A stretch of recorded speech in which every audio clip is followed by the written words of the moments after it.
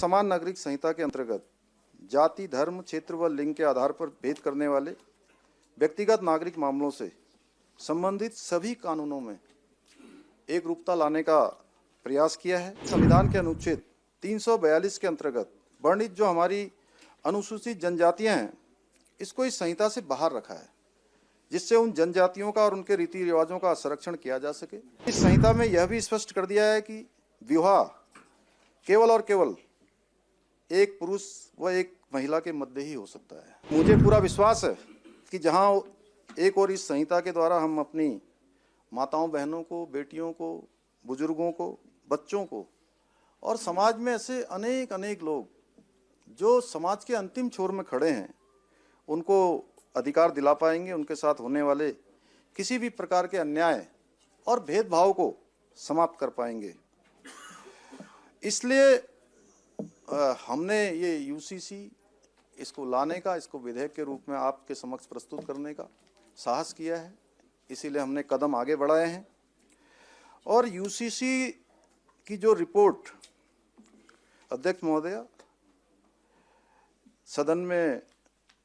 आई है, मैं उसके बारे में कहना चाहता हूं कि इस विधेयक में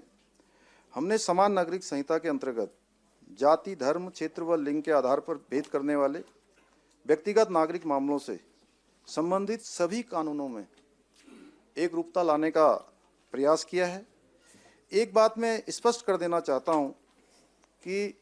हमने संविधान के अनुच्छेद 342 के अंतर्गत वर्णित जो हमारी अनुसूचित जनजातियां हैं, इसको इस संहिता से बाहर रखा है, जिससे उन जनजातियों का और उनके रीति रिवाजों का संरक्षण किया जा सके। और कमेटी ने जब माड़ा गांव से ये काम शुरू किया था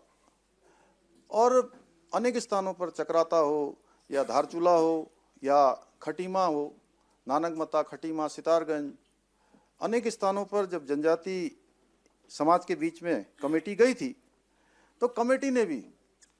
उनसे कहा था कि हम सुधार की ओर हम भी आगे बढ़ रहे हैं, हमें इसमें और समय भी देना चाहिए।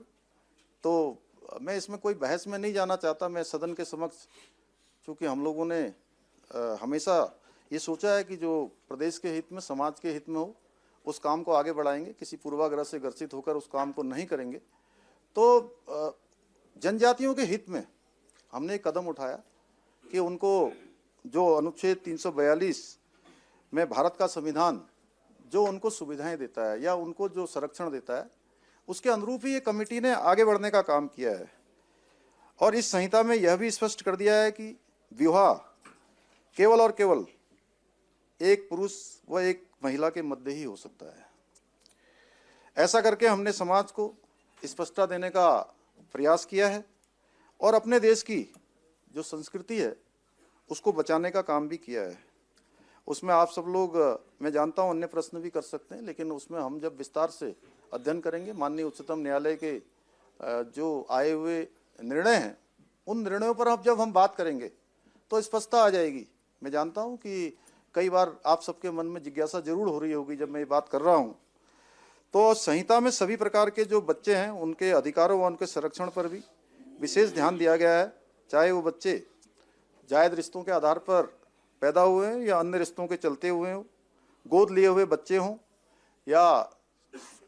सरोगेसी के माध्यम से जन्म लिए बच्चे हों या टेस्ट ट्यूब माध्यम से जन्म लेने वाले बच्चे हों। संहिता में जो संपत्ति है उसका अर्थ सभी प्रकार की संपत्तियों से है, चाहे वो चल हो, अचल हो, मूर्त हो, अमूर्त संपत्ति हो, पैतृक व स्ववर्जित संपत्ति या फिर अन्य प्रकार की जो संपत्ति हो, उन सभी से इसका तात्पर्य है। वर्तमान में जो विवाह विच्छेद से संबंधित बहुत सारी बच्चों को उनको सूटकेसों में ठूस के जब उनके टुकड़े टुकड़े करके रख दिया जाता है कई मामलों में, तो ऐसे मामलों में इस पर रोक लगेगी। कुल मिलाकर ये देखा जाए तो हमारी सरकार ने इस संहिता में लिव इन रिलेशनशिप को एक संतुलित एवं व्यवहारिक दृष्टिकोण से अपनाने का प्रयास किया है। ऐसे सभी प्रावधान जो भी हमारी सब पीढ़ियों के लिए अच्छे हो सकते हैं, उसको लागू करने का काम हमने इस समान नागरिक संहिता में किया है।